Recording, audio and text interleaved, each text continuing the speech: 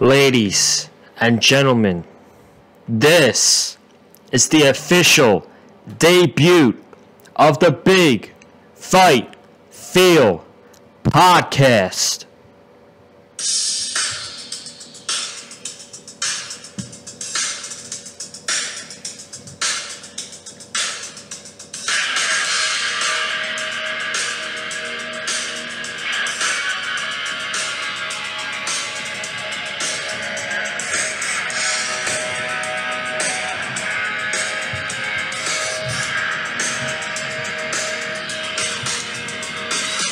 Welcome to the official Big Fight Feel podcast right here on the Big Fight Feel channel on Saturday, March 6th, 2021. We got a loaded debut show today. We got 8 topics to talk about, two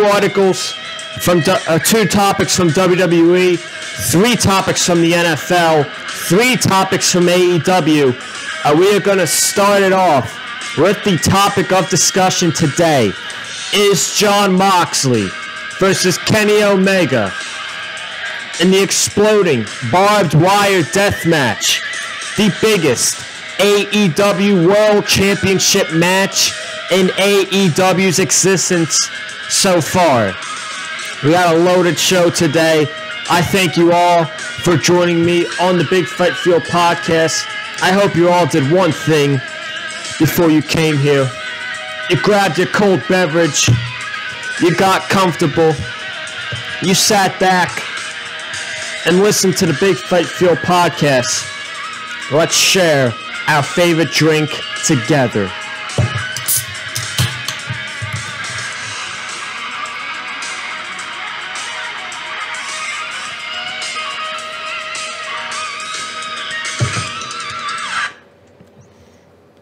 That is it with the music. But yes, we are here, finally. I've been very excited about this all week, preparing for it all week, bringing you guys some huge topics to talk about today on the podcast. We will go hopefully over an hour on the show today. And once again, I thank you all for the support on last week's announcement video. The DMs, the text messages, the tweets directed to me. I really do appreciate it. And here we are, man. We are here today to break it all down for you. I got 8 big topics to talk about. I hope you guys sit back, relax, enjoy the podcast, and have your favorite drink like I am right now.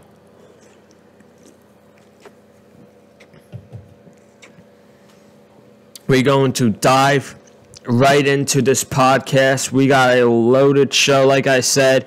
If you guys haven't already, make sure you go check out my videos posted this past week. We got Monday Night Raw to talk about the Monday Night Raw review with Bobby Lashley winning the WWE Championship. We had the AEW Dynamite Crossroads review with my new co-host, Wesley Williams. If you haven't checked that out already, that is doing great numbers, 120 views. I'm very satisfied with that. Thank you so much for that. You got the NXT review with Cameron Johnson.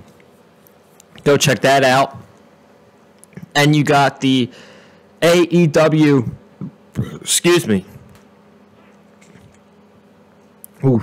you got the AEW Revolution preview and predictions with Mr. Noah Foster. Shout out to him for that amazing collaboration we had together. So if you haven't checked that out already, make sure you go check all of those videos out. And let's dive into the podcast, man.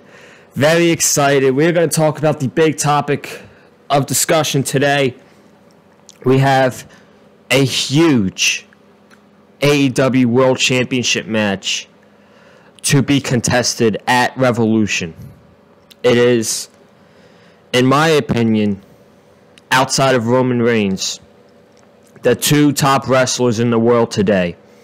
Jon Moxley, Kenny Omega, AEW World Championship. exploding barbed wire death match. It does not get bigger than this, folks. It really doesn't get better. It doesn't get bigger than this. Could this possibly be the biggest AEW World Championship match in its existence? Let's just go back and think about all the World Championship matches that happened on pay-per-view. You had the first ever match for the World Championship between Chris Jericho and Hangman Adam Page. That happened at All Out 2019 to crown the first ever World Champion, which was won by Chris Jericho. Then he would go on to Full Gear and defend the World Championship against Cody Rhodes in a old school, very classic match they had. And you had the story of MJF throwing in the towel on Cody Rhodes and forcing Jericho to retain his AEW World Championship. We then had, after that, Jericho and Moxley, them two, for the World Championship. And that was Jon Moxley's big crowning moment 1 year ago, about a year ago, at Revolution, where he won the World Championship. And he had a dominant reign and a fantastic reign as the World Champion. And then he would go on a Double or Nothing to defend it against Mr. Brody Lee. And then he defended it against MJF at All Out, which MJF was very close to winning, but Moxley ended up defeating MJF. And then we had the I Quit match with Moxley and Eddie Kingston. Great match. Moxley retained. But we didn't get to a pay-per-view after that. We had Winter is Coming. Moxley, Omega, 1-on-1 for the World Championship. And Kenny Omega walks out as the new AEW World Champion. He is the new World Champion. And Moxley got screwed out of that match, if you think about it. With Don Callis' involvement and Moxley getting hit in the head with the microphone. Many people would say that the better man didn't win that match at Winter is Coming. And then this has all led to this. It has led to this. This exploding barbed wire death match tomorrow night at Revolution. We have never seen a exploding barbed wire death match in America before. It has all been in Japan. 1993, Ashutsu Onita was on the Revolution Countdown talking about the history of the exploding barbed wire death match and the pain through it and all that stuff. And he says he wishes he was able to attend that exploding barbed wire death match because he actually got invited by Tony Khan to come to Revolution just to witness the exploding barbed wire death match. But damn COVID didn't make that possible, so he was not able to attend Revolution tomorrow night. But is this the biggest World Championship match in AEW history so far? In the 2 years that the company has been, almost 2 years, is this the biggest World Championship match? I'm going to say yes. I'm going to flat out go out there, and I'm going to say yes. This is the biggest AEW World Championship match to date. Because we don't know what to expect. I think we all know who the winner is going to be. That is going to be Kenny Omega. Kenny Omega should not be dropping the AEW World Championship anytime soon. He shouldn't be. But you talk about the unpredictability the violence, the chaos that is going to be in this match. It just makes the match much more higher stakes, and it makes that match bigger, and it fits the story between Moxley and Kenny Omega, because they are trying to get rid of Jon Moxley. They can't get rid of Jon Moxley. Don Callis said that Jon Moxley is a cockroach and is somebody you can't get away. Don Callis has also said that this is the perfect stipulation to put Moxley to bed once and for all and move on away from Jon Moxley. And then you had that promo on the February 17th edition of Dynamite with Kenny Omega saying, if we beat you up, you'll just keep coming back. If I beat you in a straight-up singles match, you'll get jealous and you'll want more. And he has to put him to the ground and break his neck and all that stuff. And Kenny Omega revealed on that episode of Dynamite it would be Moxley and Omega in the exploding barbed wire death match. And I truly do believe there are World Championship matches that people are still talking about. Last year's match with Moxley and Jericho, people still talk about Moxley winning the title.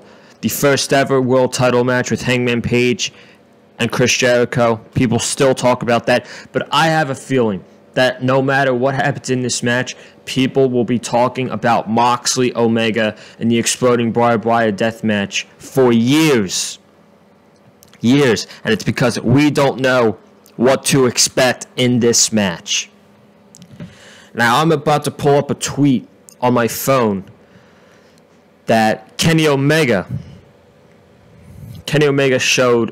He tweeted last night on the rules of the exploding barbed wire death match, and it is absolutely crazy.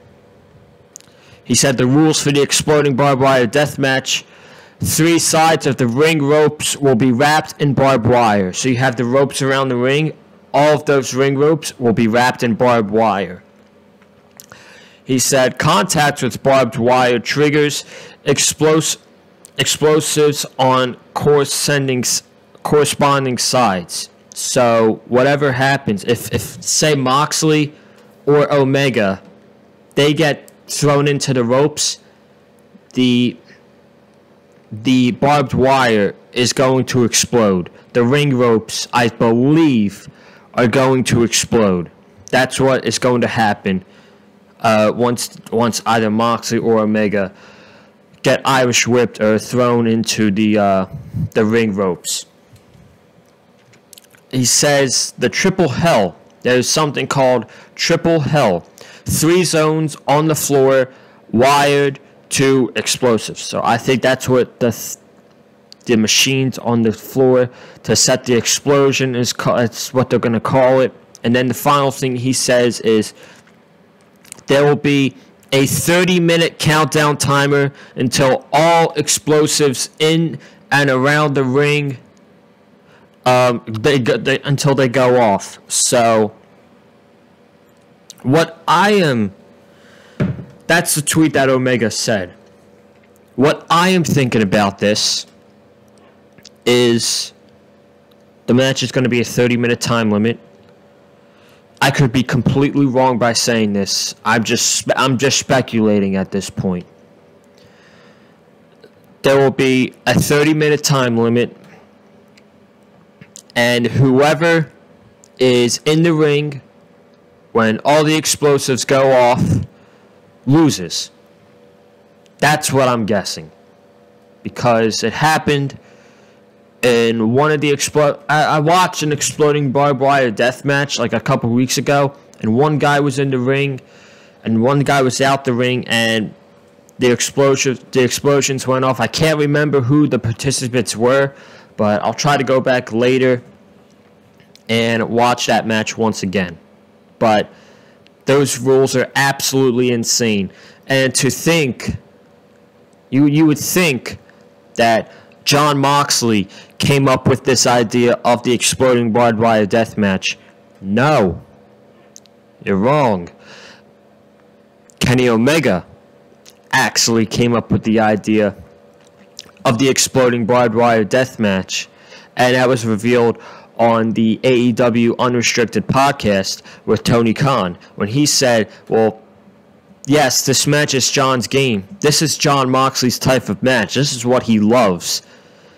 But it wasn't him that came up with the actual idea. Yeah, he loved it, but it was Kenny Omega that came up with the idea of the exploding barbed wire death match. So the fact that it was Omega that came up with the idea, I mean, I'm pretty shocked about that, to be honest. So I'm expecting one insane match, a crazy match, and this match will get people talking. And to think, with now the mystery of who's going to be showing up on Revolution tomorrow night, who is signing with AEW, with Tony Khan coming out there and saying it's one of his favorite wrestlers of all time. I'm going to talk about this towards the end of the podcast, but I'm going to bring it up right now for a little bit.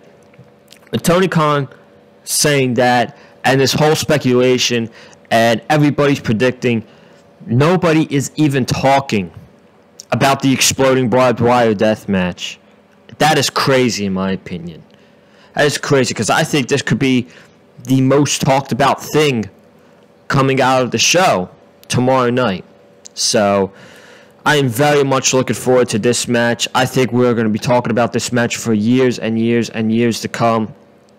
And in my opinion, you might disagree with me, but this is the biggest AEW World Championship match in AEW's existence so far. And that is my statement on the Jon Moxley and Kenny Omega exploding barbed wire death match tomorrow night at Revolution. It should be absolutely incredible.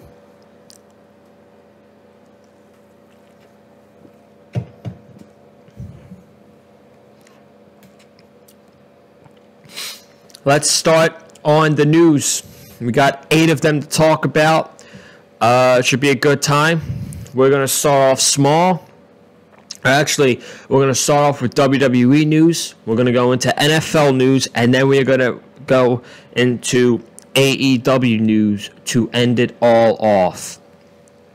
We're going to start off small with WWE news, and then we're going to get into the bigger rumor, in my opinion. But a lot of people ask the same question on social media, on Twitter, on Instagram, whatever. A lot of people ask, when are WrestleMania 37 tickets going to go on sale? A lot of people want to know. I think people want to go to WrestleMania this year. I heard that WWE is trying to get more people at WrestleMania than there was at the Super Bowl. There was, I believe, 20,000 people who attended the Super Bowl between the Kansas City Chiefs and the Tampa Bay Buccaneers this past February.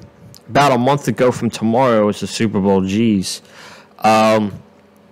WWE is trying to top that with 30,000 people. 30,000 people attending to WrestleMania 37 on both nights. WrestleVotes.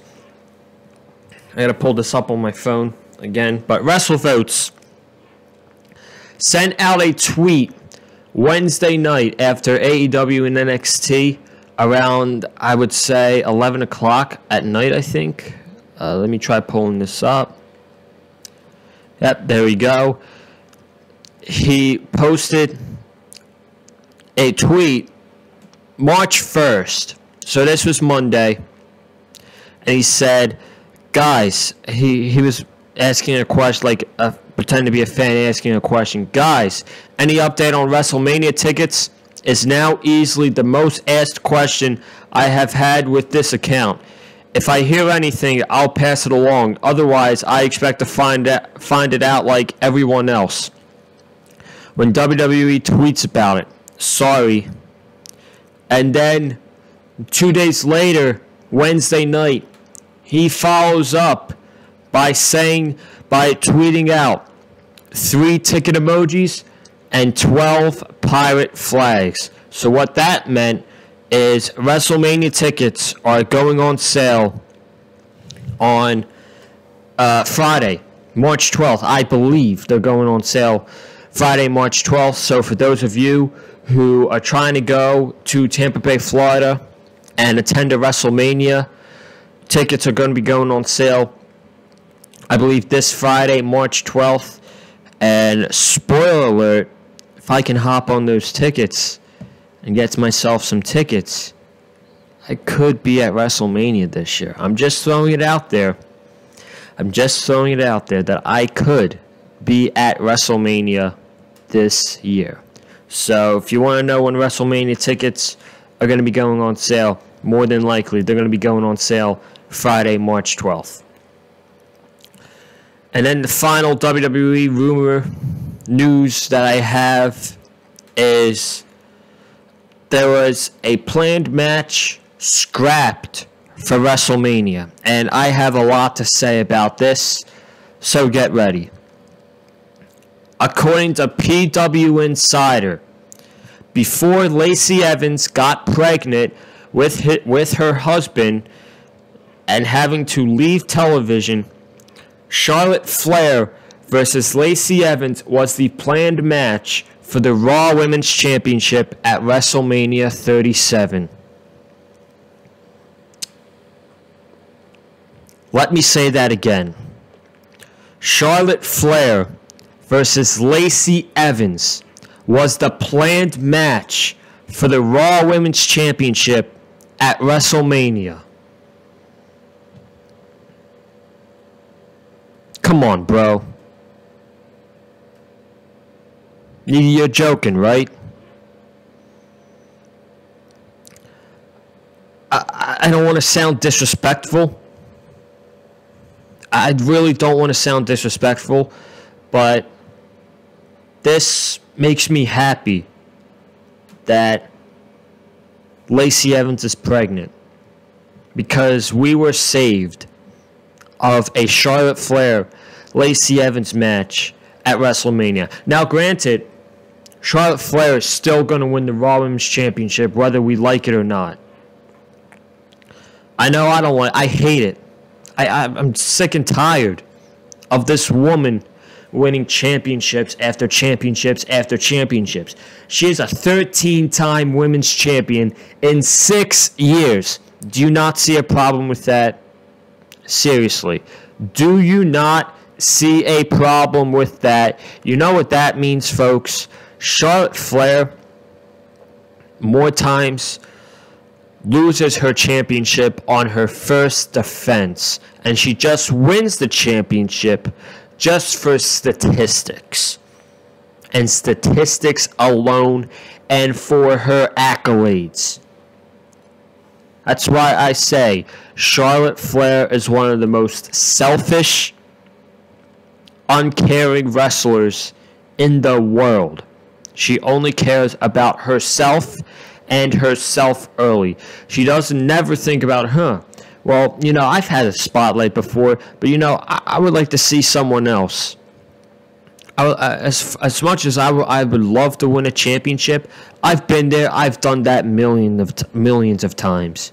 I would like to see, I don't know, a Naomi get a big shot at WrestleMania. I would like to see a Rhea Ripley face Asuka at WrestleMania. But no, Charlotte Flair, as selfish as she is, she said, I want to face Asuka for the Raw Women's Championship. Of course you do, Charlotte.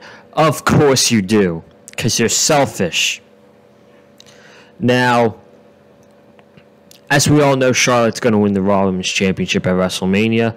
I would much rather see Charlotte Flair versus Asuka than Charlotte Flair versus Lacey Evans. 10 times out of 10. Charlotte and Asuka have had great matches. Charlotte and Asuka would have been one of my favorite matches from WrestleMania 34 if it wasn't for Charlotte Flair defeating Asuka and retaining the SmackDown Women's Championship. That was a awful creative decision to have Asuka's undefeated streak losing to Charlotte Flair. That was terrible. Horrible. And then after that, Asuka was entered into a horrendous feud with Carmella over the SmackDown Women's Championship, which she looked like an absolute loser. An absolutely loser at that feud with Carmella. But I would rather see Charlotte Flair versus Asuka. At least they have great matches. Charlotte Flair versus Lacey Evans. Oh my God. Do you not see their matches on Raw? They had a match a couple weeks ago. It was sometime in January, I think. And that was the worst match I saw this year, I think. Like, that was absolutely horrible. And Lacey Evans, she's just not good as a wrestler. She's not a good wrestler. And to say that with her being on the main roster for almost 2 years, and you haven't gotten better as a wrestler, it's kind of sad if you think about it. For me, that is pretty sad. I think it's my opinion, but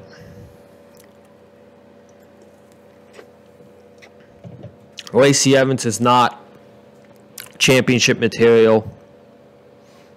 That match, if they did Charlotte versus Lacey Evans to build sympathy for Charlotte Flair, to make Charlotte Flair feel like the underdog, to make people want to cheer for Charlotte Flair, that would be a complete and utter failure.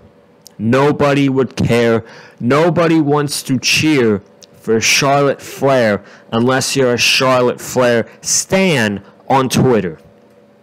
Those are the only fans of Charlotte Flair. Besides that, everybody is sick and tired of seeing Charlotte Flair take the spotlight from other women in the Raw Women's division, and even in the WWE when she was the NXT Women's Champion. She didn't. I'm still talking about this a year from last year's WrestleMania. Charlotte Flair never needed to win the NXT Women's Championship.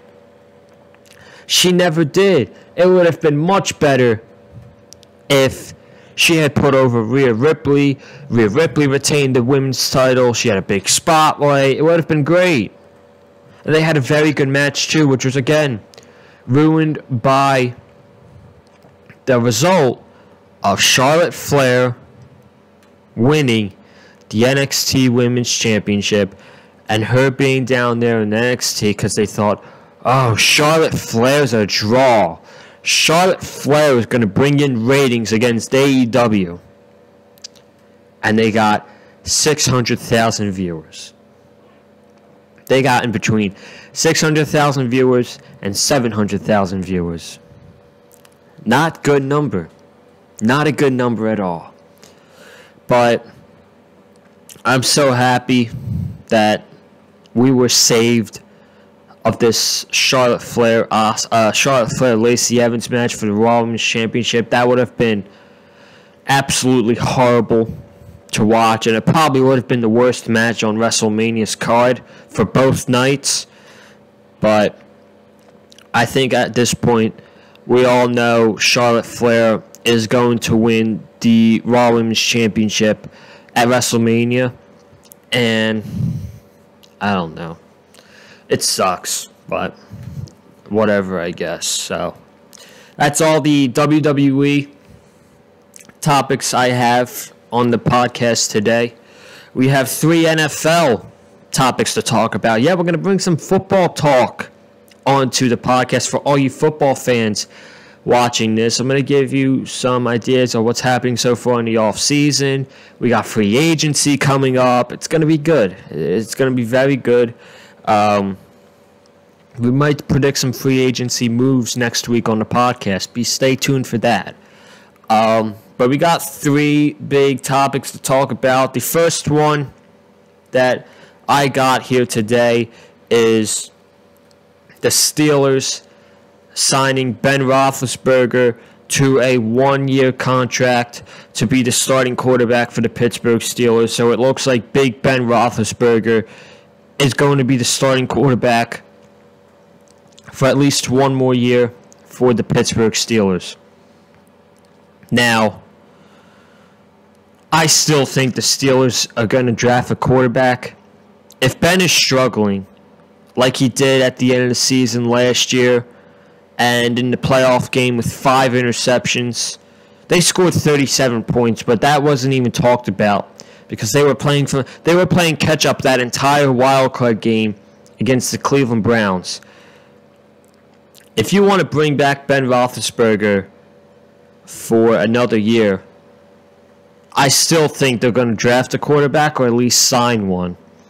Maybe they get a Sam Darnold, or maybe they get Nick Mullins, or they draft a quarterback. Maybe they get a Mac Jones, or they trade up and they get Trey Lance from North Dakota State. I still think they're going to get a quarterback in the offseason because if you're a Steelers fan, I hate the Steelers, by the way, but I'm speaking out of logic here.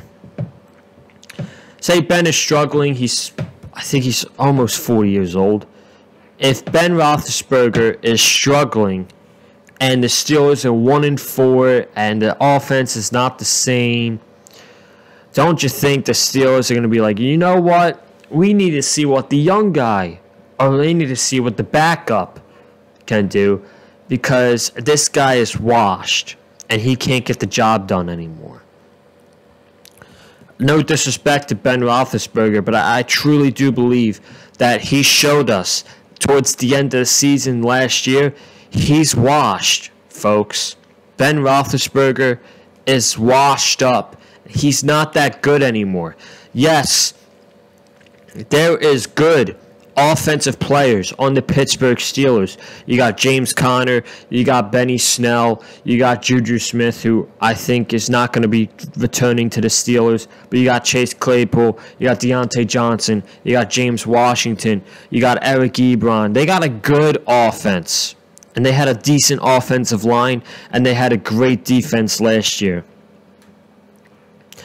But you cannot have Ben Roethlisberger as the center point. You cannot have Ben Roethlisberger be the leader. I mean, he could be the captain, the leader, sure, but you have to build good talent around Ben Roethlisberger because he's not going to be able to carry that offense, in my opinion. He's getting too old, and he's getting too washed up, and he's losing his center and Mike Pouncey due to retirement. You still don't think that's going to have a big effect on Ben? Having a new center in the season, not being with Pouncey, I think that's going to have a huge effect on Ben Roethlisberger. So,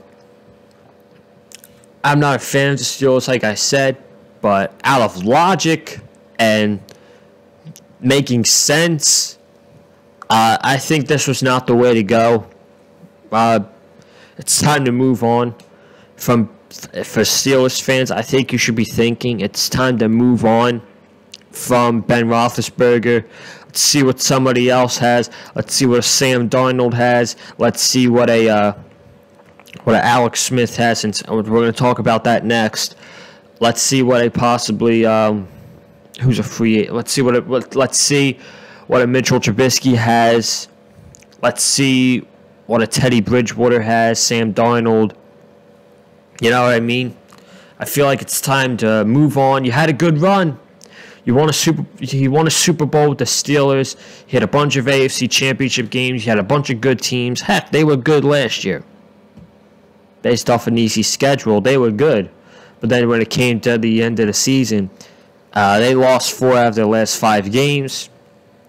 And they got embarrassed in the wild card game against the Cleveland Browns. So I think it's time for the Steelers to move on from Ben Roethlisberger and time to experience with other quarterbacks. But, hey, who am I? Who am I to say that Ben Roethlisberger is not going to go out in the 2021 season? He's going to play good. He's going to play good for the Steelers, and he's going to win them another division again. Who knows? I could be all wrong about this, but I'm just speaking my opinion on what I think. Alex Smith. Alex Smith was the unanimous, I believe he was the unanimous comeback player of the year. He had a horrible leg injury in 2018. We thought he would never play football ever again, let alone ever walk with that horrible injury that he had. It took years and years and years and I think 1,000-something days for him to recover. And then this year, he finally came back. He got himself on the football field. And as a Dallas Cowboys fan, as someone who supports the Cowboys, this was truly a remarkable story with Alex Smith. This was a remarkable story with him leading the Washington football team to the playoffs. He was injured with a calf. Yes, we saw Dwayne Haskins for a game. We saw Taylor Heinecke in the playoffs, who shocked the world on his performance, who signed with the Washington football team this past offseason. Alex Smith, after the great season that he had coming in, I believe he was 6-2 with the Washington football team. I could be wrong. I think he was 6-2, and he was pretty damn good for that team and on the offense. He is no longer with the Washington football team, as the Washington football team actually cut quarterback Alex Smith this past week.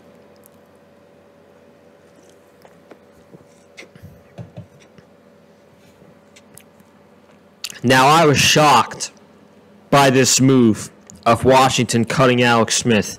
I thought after the season that he had last year,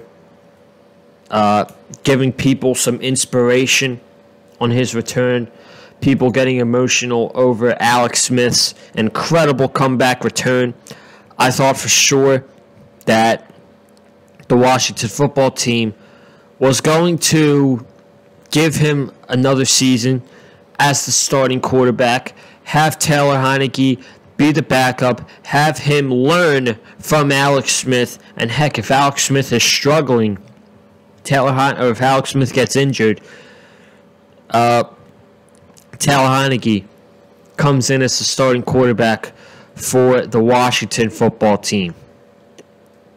Now, what does this mean for the Washington football team overall? Offense. Is Taylor Heinecke going to be the starting quarterback next season? In my opinion, yeah, he had a great showing in that wild card game against the Tampa Bay Buccaneers, but did one game, and I don't mean to be that guy. I don't mean to be that negative guy, but I need to be in this situation. Is Taylor Heinecke really worthy of being the starting quarterback? Do you not think the Washington football team is going to go out there and sign a quarterback? I think they'd be very stupid not to sign a quarterback in the offseason. Just to have another quarterback under the belt. They don't have Dwayne Haskins anymore. I don't think Kyle Allen's on the team. So whoever the quarterbacks are in free agency, like I said, Sam Darnold, Nick Mullins, Mitch Trubisky, Teddy Bridgewater, whoever, Ryan Fitzpatrick, who's a free agent now. I think it would be stupid if the Washington football team does not go out there and sign another quarterback and possibly start or back up Taylor Heinecke. I have no idea. Again, it's only March. It is only March, and we have 6 months until the season starts officially with games and all that stuff. The season starts when it's free agency time. But I think it would be incredibly stupid for the Washington football team not to go out and get themselves a starting quarterback, a decent quarterback. Like, I would not be surprised if, let's say, a Mitch Trubisky comes in. If Mitch Trubisky comes in and he's the starting quarterback, I think that could be a solid fit for Mitch Trubisky, because I don't see him going back to Chicago. I think Chicago wants to move on from him. We'll see. I'm not so sure, but I was incredibly shocked by the release of Alex Smith. But where could Alex Smith go? Where could Alex Smith go now that he's not on the Washington football team?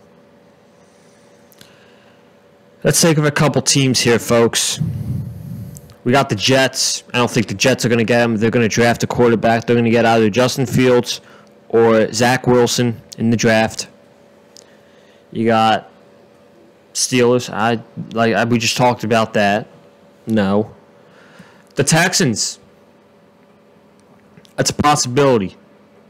I think Texans, if they trade away Deshaun Watson, who is their quarterback, and they don't have a first-round draft pick as of right now. The Dolphins have the Texans' third-round draft pick. So, if Deshaun Watson gets traded, or if Deshaun Watson decides to sit out the season because he doesn't want to play for the Houston Texans,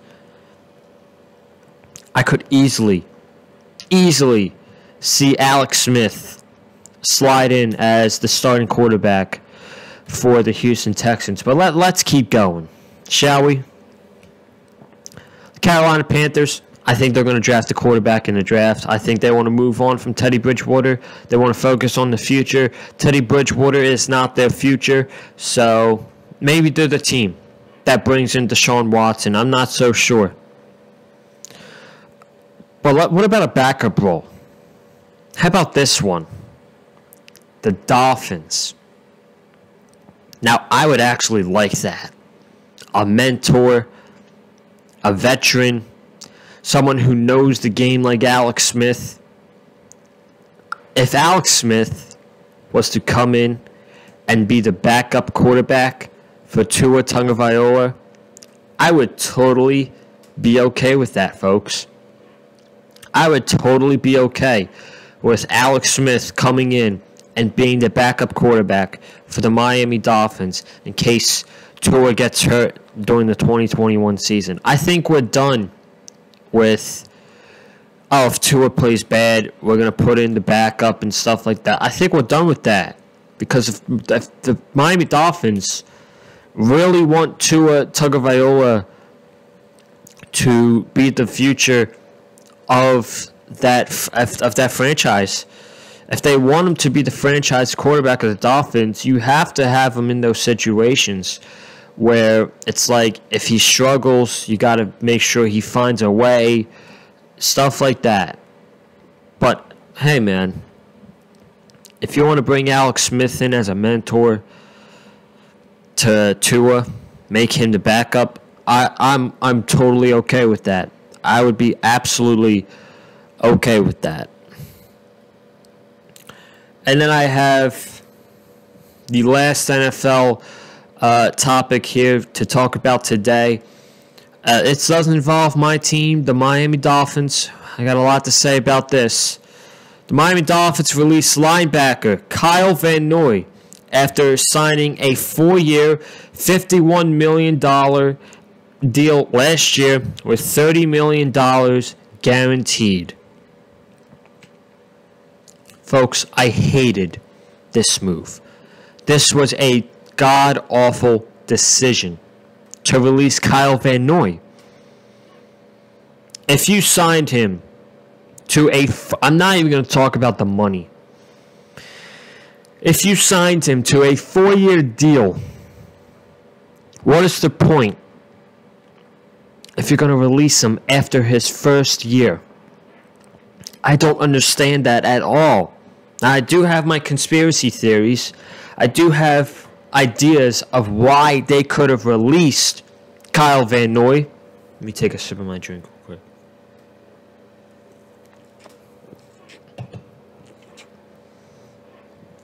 I have my ideas. I have my thoughts. But overall, I thought it was a terrible decision. Now, why did I think that releasing Kyle Van Noy was a terrible decision? It's because he was one of the vocal points for the Miami Dolphins defense last year. He was one of the reasons why the Miami Dolphins had a top 3 defense in the NFL. He was one of those reasons. He played great for us. He is somebody that you want on the field playing for you.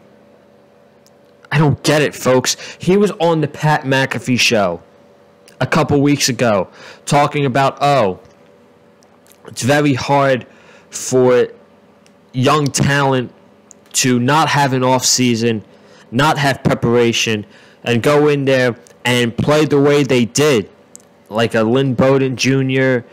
and a bunch of defensive players, a bunch of offensive players.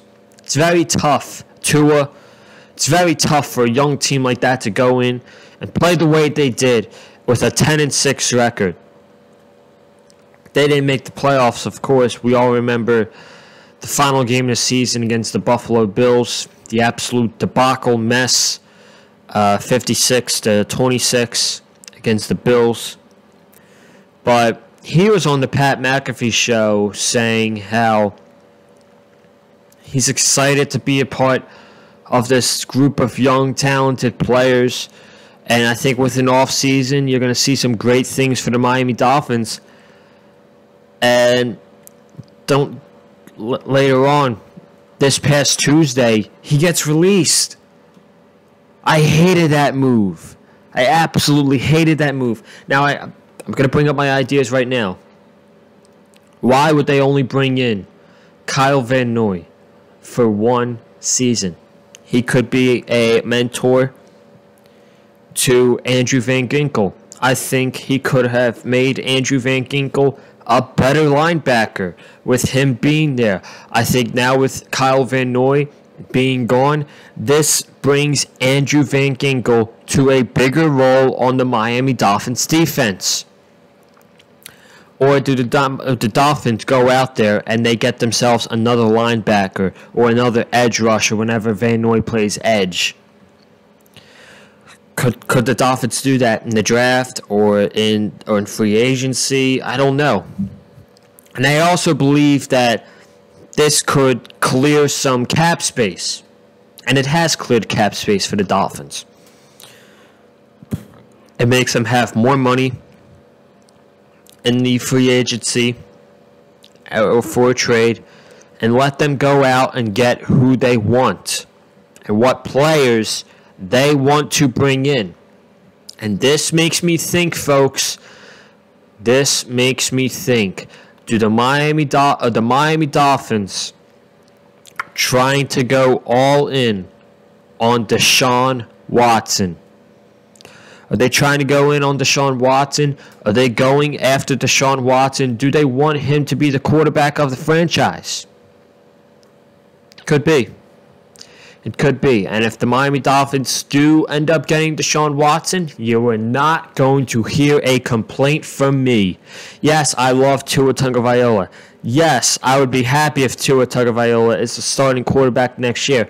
But if we end up getting Deshaun Watson, folks, we are getting a top 5 quarterback in the NFL.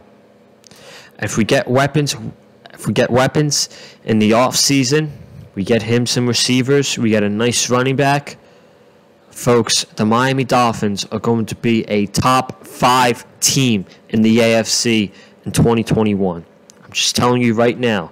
So this could be, I think it's one of the reasons why they released Van Noy is they want more cap space. They want more money to go out there and get some free agents that, they see an eye-opener for out there in the market for free agency. So that could very well be the point. But, man, Van Noy is just such a good player. He is somebody you want to have on the field with you. And I don't know if releasing Van Noy was a great decision or not. We'll have to see. We'll have to see how it goes in free agency and all that stuff. It's going to be very interesting.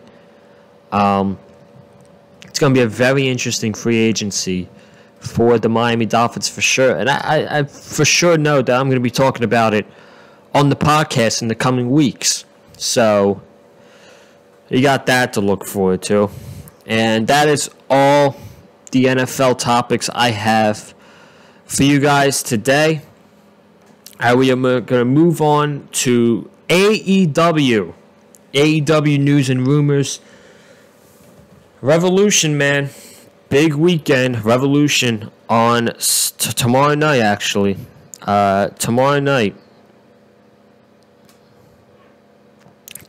on pay-per-view. We do got Revolution. And I'm about to bring you some news articles right now once I get it up on my phone. Hold on.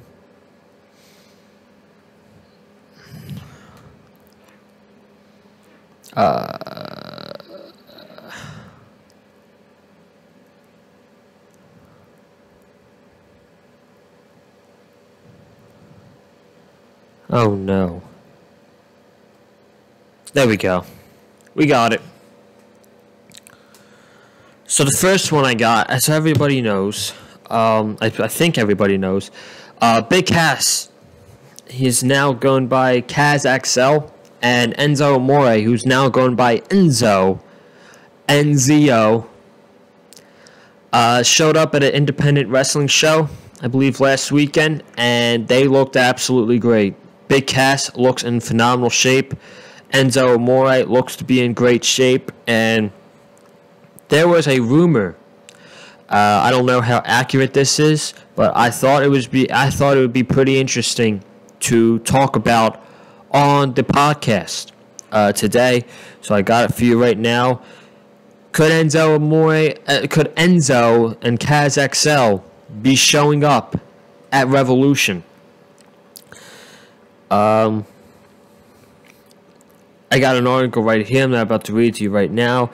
It's been a tough couple of years for Big Cass, but he is apparently in a good place, according to reports from backstage at Doc Gallows' Laredo Pro Wrestling event over the weekend. That was the show that he showed up to. It was a wrestling show conducted by Doc Gallows. He looked in amazing shape and hungry to get back to what he does best. We reached out to sources and asked about the likelihood of Big Cass and Nzo making an appearance at the Revolution pay-per-view on Sunday, and were told the following. The match at the weekend was kind of a tune-up match of sorts for the pair. They currently have signed a deal. They currently haven't signed a deal with AEW at present, but the word going around is that they could make a one-off appearance at Revolution, leading to an eventual deal if they can stay on a good path. There's also the fact that with Impact, NWA, and New Japan working with AEW, that the pair could work across the brand and not necessarily sign a deal with any company, opting for a pay-per-match deal. It's all speculation at the minute, but if we could get Nzo and Big Cass, now known as Nzo and Caz XL, back to their best in a good state mentally, whichever the company they join would certainly benefit. That is the article, folks. That's the article. I'm going to go out first and say I'm happy that Big Cass is in a better state. A couple years ago, he was not doing such great stuff. He was troublemaker in backstage at WWE. He was released the day after the losing day. He was released the day after Money in the Bank 2018, where he lost to Daniel Bryan. He just went downhill from here. He wasn't really in great shape. He wasn't a great person. I think from what people in the IWC say, he got in a fight with Joey Janela. I think him and Enzo got into a fight with Joey Janela at a wrestling show. He was arrested, I think. So stuff wasn't going too good for Big Cass. So to hear that, he's in great shape, he's doing really good right now, to hear all of this stuff, it really makes me happy, because I was a huge fan of these guys in WWE.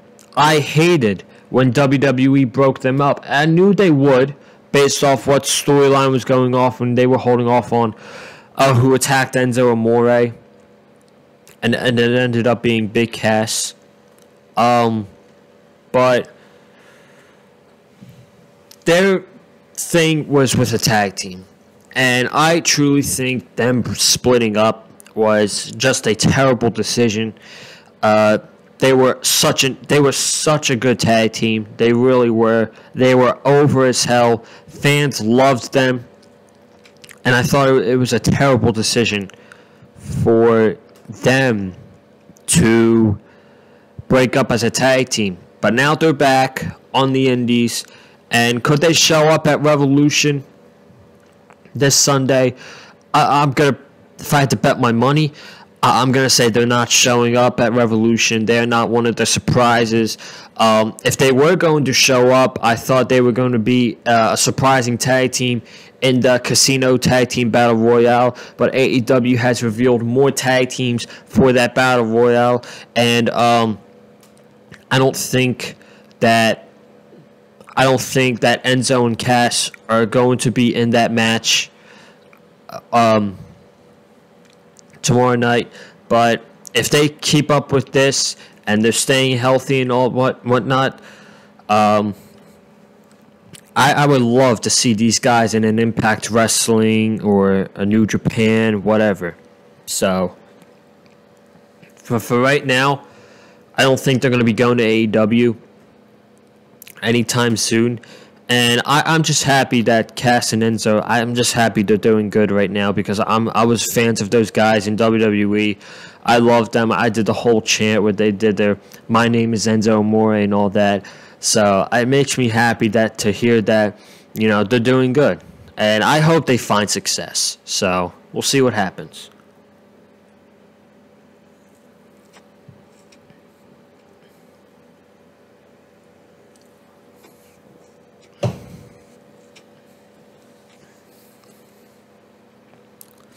We got two more topics to talk about. The last one, it's going to be a long one, but for right now, we have Cody Rhodes had a press conference call on Wednesday before the AEW Dynamite Crossroads show and the Revolution pay-per-view.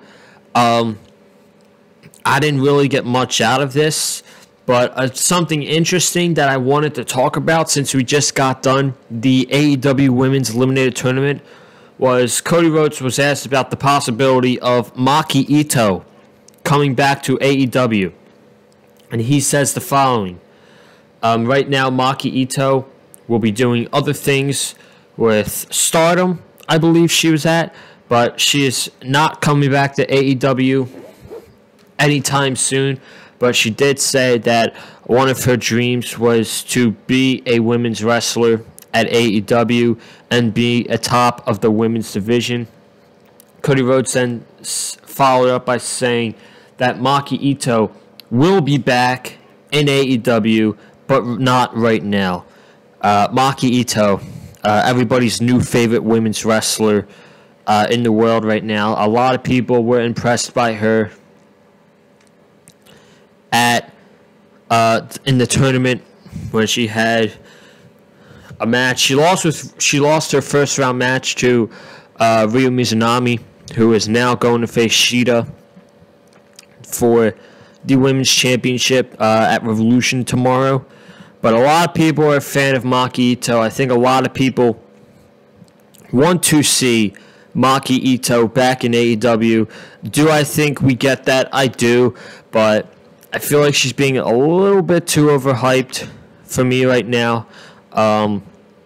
Is she very charismatic? Absolutely. She is so charismatic. She has a lot of charisma. I think she's a good wrestler, but she did not, like I said on the preview predictions, she did not impress me the most. You had Emi Sakura, who I thought was pretty good. Yuka Sakazaki, amazing. Ryo Mizunami, she was very good. Venny was Wesley's favorite in the tournament, 21 years old. He said that she's very good. He would like to see her back with AEW. And I do think we will see Maki Itoh, but right now she's doing other things. So all of you Maki Itoh marks out there, she will be back in AEW, by what Cody Rhodes said, but not right now. And then I got a lot of news and notes on this one. This is the last one, and I wanted to save it for last because I knew I would have a lot to say on this. We had Tony Khan go on the AEW Unrestricted podcast, and then he said something very interesting in an interview with Busted Open Radio yesterday about the big signee at Revolution and who it could possibly be.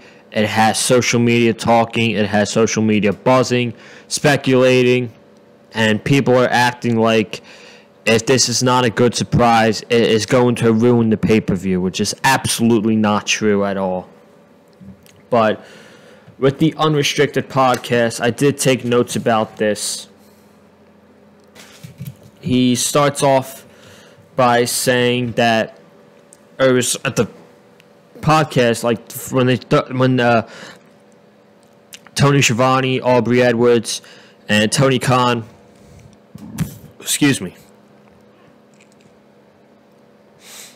when they started to dive into the matches, they said that Chris Jericho and MJF versus the Young Bucks is going to start Revolution, which I'm very surprised by because I thought this would be one of the later matches on the show.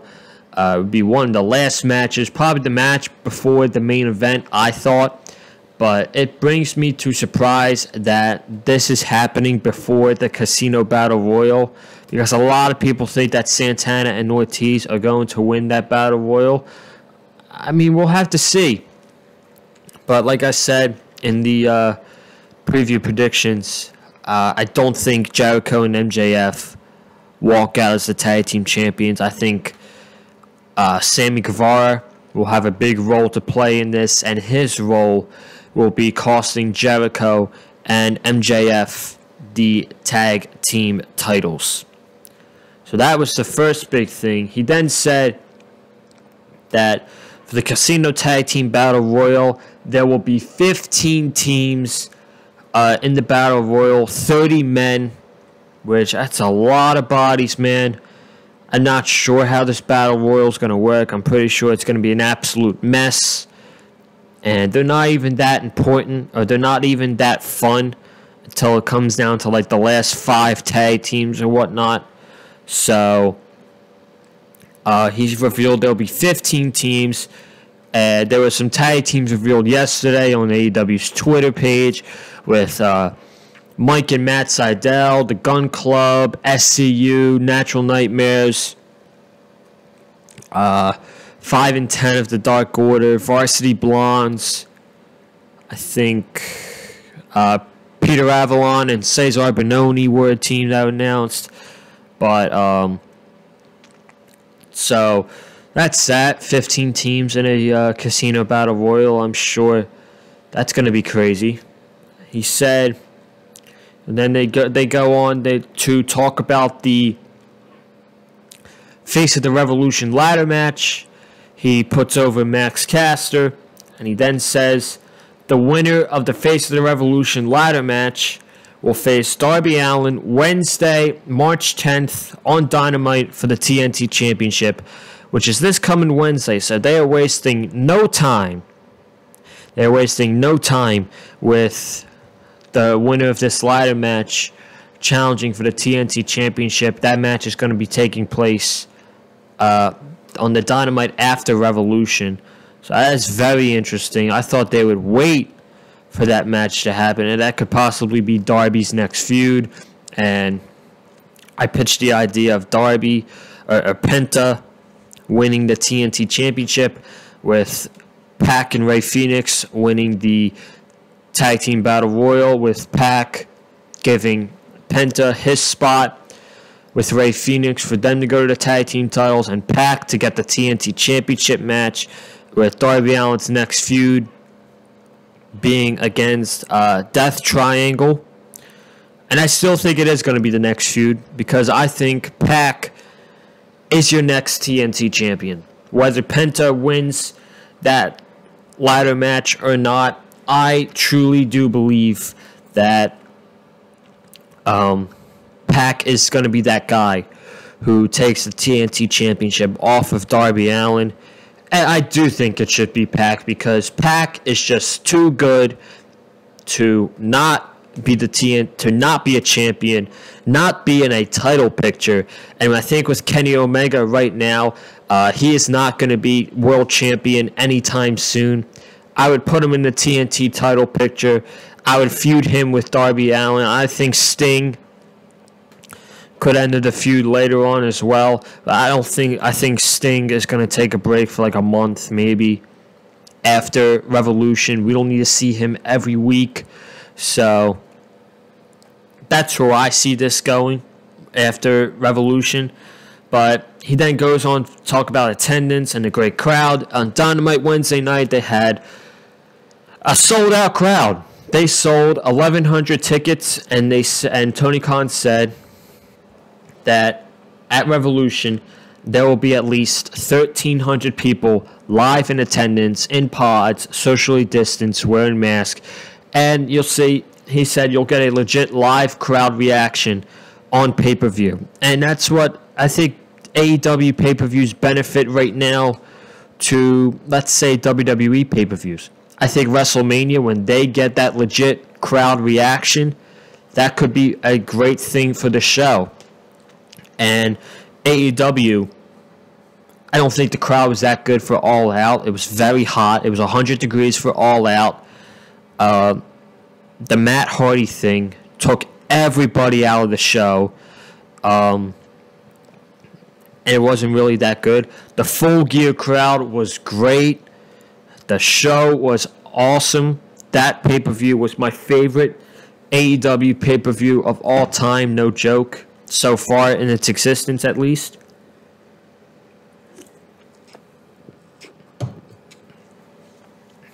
And crowds play into a big factor on the show. So I'm happy we're getting 1,300 people on the show, and we're getting a live crowd reaction at Revolution. So that should be very interesting. And then Tony Khan, they talk about the Paul White coming to AEW and what he said to Tony Schiavone on Dynamite. He confirms that Paul White will be announcing a Hall of Fame talent to AEW at Revolution. He then goes on to note that that person will not be in the ladder match, and that person is a male. We're going to save that for the end of the podcast, because that's what everybody is talking about in the community right now. And I mean literally everybody. And then they talk about Elevation and what the difference is between that and Dark, the regular Dark show. Tony Khan says you'll see some character development. You'll see some higher upper card guys on Elevation. You'll see a lot of veterans on that show going at it with the young guys. You'll see young guys versus young guys, veterans versus veterans, and even young guys going up against veterans in the ring. And it should be a very nice show on Monday nights. And that will debut on March 15th. Monday, March 15th, AEW Elevation World debuted. I think I'm going to watch that show. Probably review Raw that Monday night, but I think I could do something that Tuesday just to give my thoughts on how Paul White did on commentary, how the first show was, and all that stuff. So I think we could do something fun for that. And then he then goes on to say we'll see another show this year. It'll be 1 hour, not on a Wednesday night. It'll be a different night, and this could very well depend. If Tony Khan likes this, if he likes this Sunday night pay-per-view, he did go on to say that, next two pay-per-views are on Memorial Day weekend and Labor Day weekend. That's basically like a 3-day weekend. So if we want, with no one working on, on Monday, he could very well have Double or Nothing on a Sunday, and he could have All Out on a Sunday too. And if that's the case, if they want to move pay-per-views to Sunday, heck, I think a 1 hour wrestling show for AEW on a Saturday night fits perfectly. I think that would be a good move for AEW to do it on a Saturday night, because I don't think a Friday night is going to work. Thursday night you have basketball. Tuesday night you have Dark. Monday you have Elevation. I don't think you're going to put up a show against SmackDown, meaning that SmackDown gets 2 million viewers a week, in my opinion. I don't really keep up with ratings that much. I don't really care. But I believe SmackDown gets 2 million a week. And I think a 1 hour Dynamite show, a 1 hour show on TNT on a Saturday night would be great for AEW. Whether it's 7 to 8 or 8 to 9, I think that would be it would be a benefit, and it would be a beneficial idea for AEW to do. And Tony Khan says that is coming this year. And I brought up SmackDown before we get into who's going to show up at Revolution tomorrow night, all that. I brought up SmackDown. I didn't watch it last night. It made me... I just want to talk about it briefly before we talk about all this speculation on who's showing up at Revolution. The show was full of rematches last night. We saw the Street Profits with Corbin and Sami Zayn in singles matches. We saw Dominic Mysterio versus Chad Gable, which they've been in singles matches. We saw Bianca Belair versus Shayna Baszler, which, by the way, we're getting Bianca and Sasha Banks versus Shayna Baszler and Nia Jax at Fastlane. I don't know who asked for that match, but that legit makes absolutely no sense whatsoever. That match makes no sense. But the big thing coming out of last night's show was the steel cage match with Daniel Bryan and Jey Uso, and Daniel Bryan tapping out Jey, and we're getting Roman Reigns versus Daniel Bryan for the Universal Championship at Fastlane. It is a match 6 years in the making from the 2015 Fastlane, where WWE was trying to get Roman Reigns over at this huge babyface, but the crowd was cheering for Daniel Bryan to win, and they were pulling for Daniel Bryan. But Roman Reigns ended up being victorious in that match. But the match should be great. The storytelling should be great. I'm not denying that. But from a creative standpoint, I don't think this is a good idea for Fastlane. And I've brought it up on the channel before, and I'm going to bring it up again. I'm going to bring this up again. Knowing that Roman Reigns is going to walk out of WrestleMania still the Universal Champion, Who do you have lined up on SmackDown to go up against Roman Reigns after WrestleMania? And don't say Cesaro, because if you build Cesaro up as a babyface right now, you give him a big win against Seth Rollins at WrestleMania.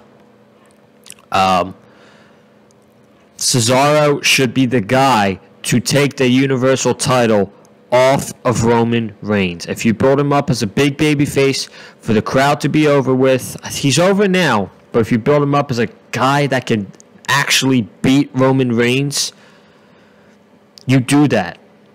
And you have Cesaro take the title off of Reigns at SummerSlam.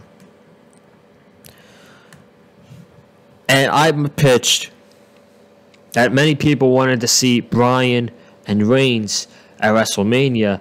I didn't think we were going to get that.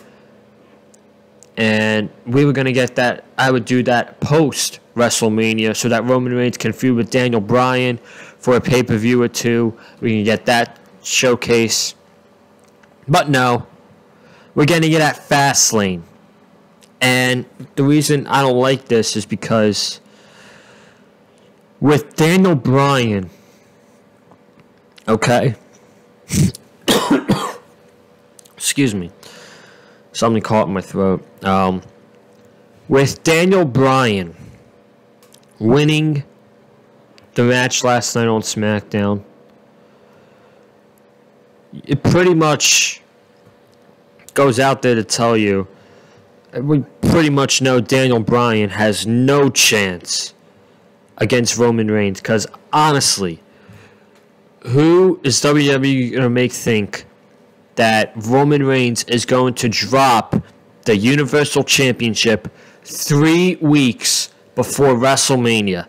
If you are even thinking of the idea of Roman Reigns dropping the championship to Daniel Bryan at Fastlane, you're an idiot. I'm sorry. You are a complete idiot if you think Roman Reigns is dropping the Universal Championship to Daniel Bryan at Fastlane. And another reason I don't like this is because Edge and Roman Reigns is your big main event match for WrestleMania. It'll probably be on night 2, and it'll be the main event for both shows, night 1 and night 2. With Daniel Bryan getting a shot at the Universal Championship, you're pretty much pausing the build and the story between Edge and Roman Reigns. You're pretty much putting that on pause, and we're like, oh, we'll get to you after Fastlane, but don't you know it? After Fastlane, how many weeks of build is Edge and Roman Reigns going to have? 1, 2, 3 weeks? So what you're telling me is after Fastlane, we all know Roman is going to be the Universal Champion. You're going to have your big WrestleMania match be built up for 3 weeks only? Come on, man. It's WrestleMania. You should be building this up from Royal Rumble all the way to WrestleMania. And I guess you've kind of had with Edge teasing who he's going to choose and Roman Reigns spearing him. But my God, we haven't seen Edge since Elimination Chamber. He has his main event match set, and we haven't seen him since Elimination Chamber. That's an issue for me. That's an issue. Right now, we should be building to Edge and Roman Reigns at WrestleMania. Screw Fastlane. No one cares about that show. No one cares about Fastlane, okay? Edge and Roman Reigns building to their Universal Championship match at WrestleMania is where it's at right now. That's what you should be focusing on. Not Daniel Bryan. Not Daniel Bryan.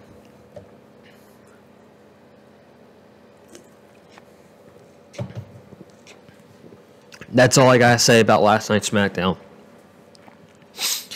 And then the final thing we're going to talk about is this huge speculation for who is showing up tomorrow night at Revolution.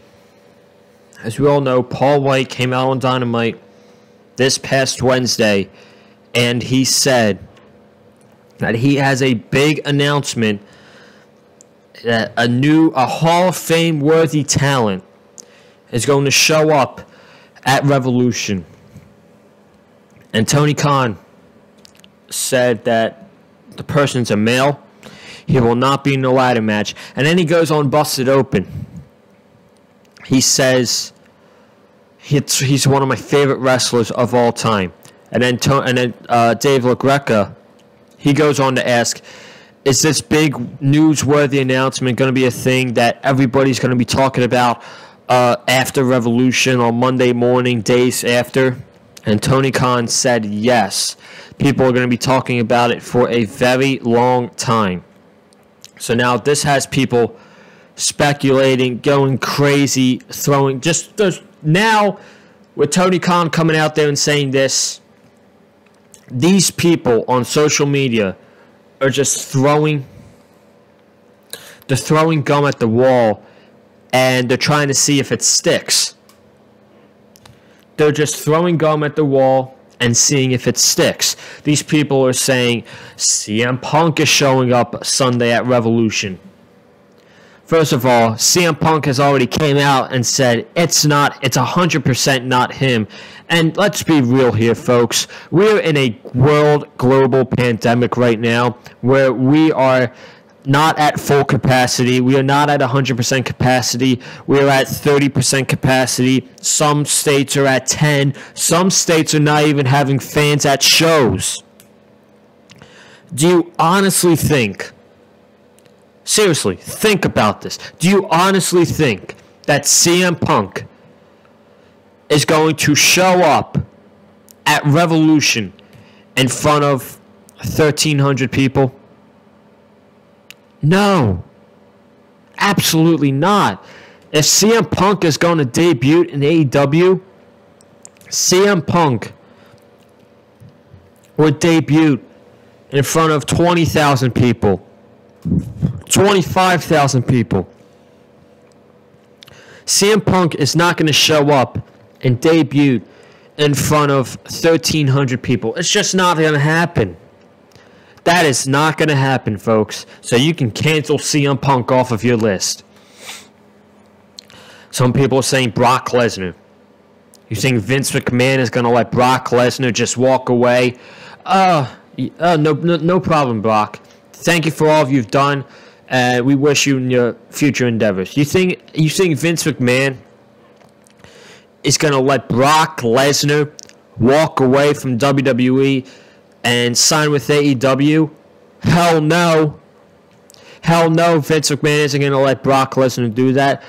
I still think Brock Lesnar should be in the WWE Championship match with Drew McIntyre and Bobby Lashley at WrestleMania.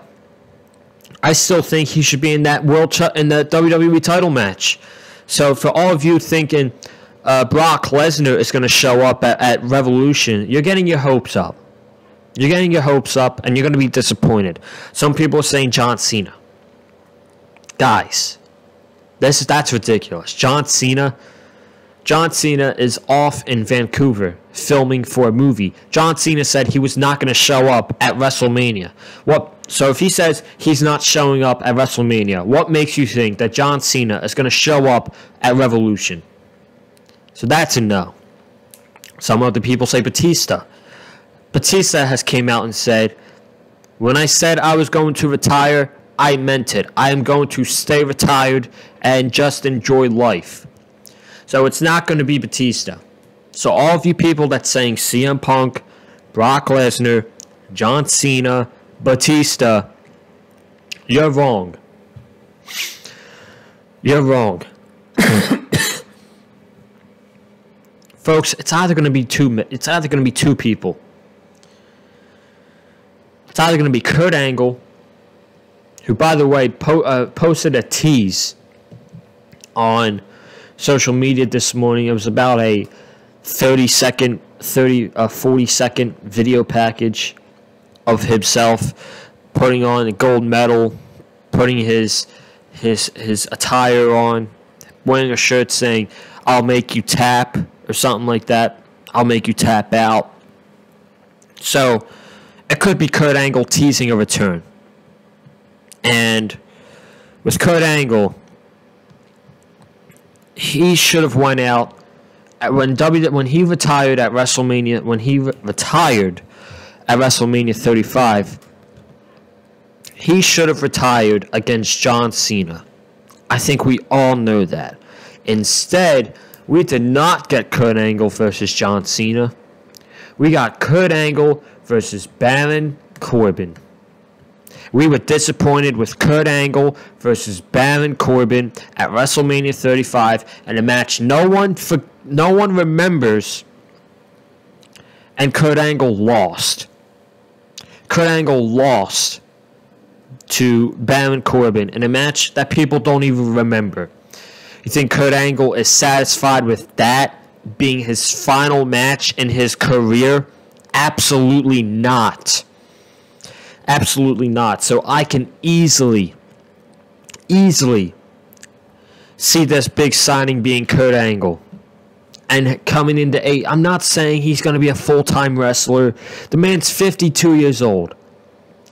But I think he wants to go out in something memorable, something that people are going to be talking about, and in a great match. And I think AEW would give that to him and treat him like a legend, because AEW treats their legends like legends. So if Kurt Angle wants to have a final match in AEW to end his career, if he wants to have a match or two, I wouldn't have a problem with that. As long as he's ready to go, he can move around the ring, he's in shape, and he is in great shape right now. I wouldn't have a problem with that. And the other one I'm thinking is, does this legend have to be from WWE? Who said, oh, this legend that's going to show up on Revolution, he wrestled for the WWE? Who said it didn't have to be from New Japan? What if it's Okada? Okada is a New Japan Pro Wrestling legend. He's a 5-time world champion. I believe a 2-time G1 Climax winner. He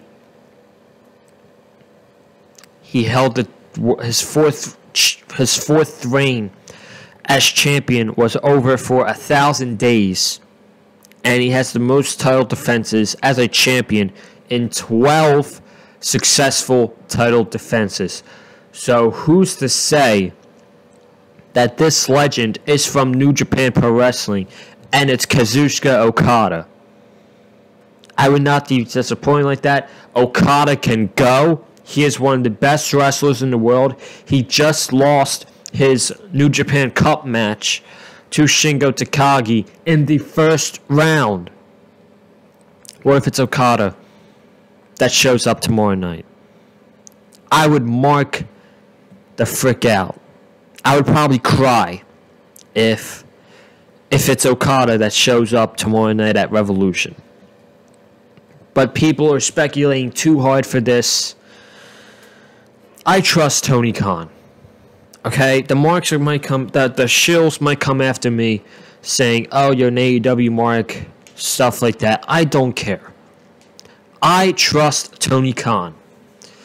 And Tony Khan said, it's one of my favorite wrestlers of all time. He's committed to this, and he's going to do great things for AEW. I trust Tony Khan. With him saying that, that means Tony Khan already has plans for this individual that's going to show up at Revolution tomorrow night.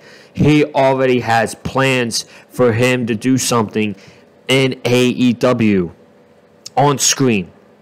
You're not going to bring on somebody who's going to be a backstage role, a producer. You're not going to do that. This guy is going to have to be an on-screen role on Dynamite whenever. But I trust Tony Khan with what he does. I trust that it's going to be someone that people are going to be talking about for a long, long time, and it'll get people excited. So don't get your hopes up for CM Punk Brock Lesnar, John Cena, or Batista, because that's not happening. And if one of those people do show up tomorrow night, I will admit on the review, I was wrong. I was wrong. Okay? I will gladly admit that I was wrong. That's all I got to say about this. That's all I got to say about the situation on who could possibly be showing up at Revolution tomorrow night. And ladies and gentlemen, that wraps up episode 1 of the Big Fight Feel podcast right here on the Big Fight Feel channel. Woo! What a fun time this was. Absolutely had a blast talking wrestling, football, WWE, AEW on the podcast here today. I want to thank all of you who watched the first episode of the Big Fight Feel podcast. Make sure you hit that subscribe button so you don't miss the Revolution review tomorrow night after Revolution and for next week's content as well. Make sure you hit that subscribe button. We are 40 subs away from 400 subscribers. Can we get to 400 subs before WrestleMania 37? That is the goal. And I have confidence that we will be able to do it. So, 40 subs by WrestleMania. I think we could do it. Comment down below on what you thought of the first episode of the Big Fight Feel podcast. I will gladly respond to your comments. Hit that like button if you like what you heard from me during the podcast. Follow me on Twitter at Conlin_Joseph. And guys, I will see you tomorrow night for the Revolution review. I hope you all enjoyed episode 1 of the Big Fight Feel podcast. You relaxed, you had your favorite drink, and you had a fun time.